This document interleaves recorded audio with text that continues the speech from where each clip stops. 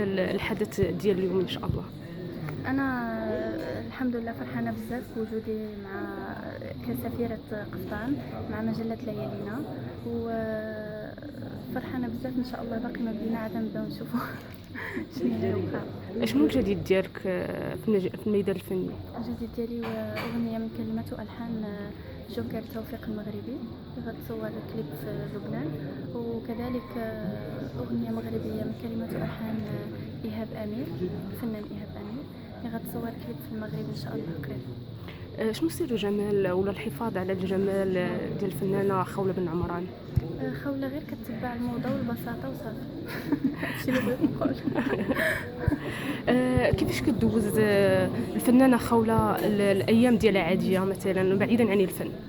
كندوزو عاديه بحالي بحال اي وحده. ملي كيكون ما عندي ما يدار كنركب في الطوموبيل، كنسمع الموسيقى، كنتسارى، كنمشي نشوف صحاباتي، كنمشي لاصال.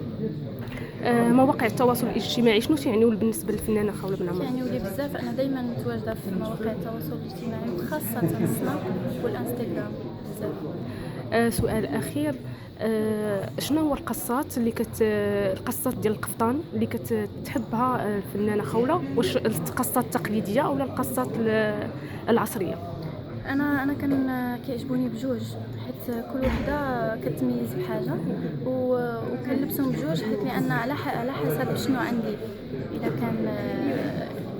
اذا كان المكان اللي غادا له كيحتاج انني نلبس تقليدي كنلبس تقليدي، اذا كان على حسب الموضه كنلبس على حسب الموضه. كلمة أخيرة للجمهور ديالك؟